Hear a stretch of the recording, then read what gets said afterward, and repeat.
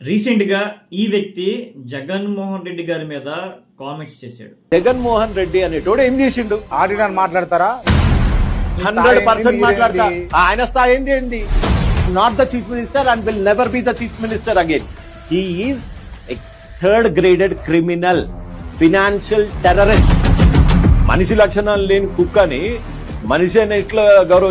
ఒక ex chief మినిస్టర్ని పట్టుకొని థర్డ్ గ్రేడెడ్ క్రిమినల్ అన్నావు, ఫైనాన్షియల్ టెర్రరిస్ట్ అన్నావు, ఇంకేందన్నావు? మనిషి లక్షణాలు లేని కుక్కని మనిషి అని ఎట్లా గౌరవ? ఇదన్నావు.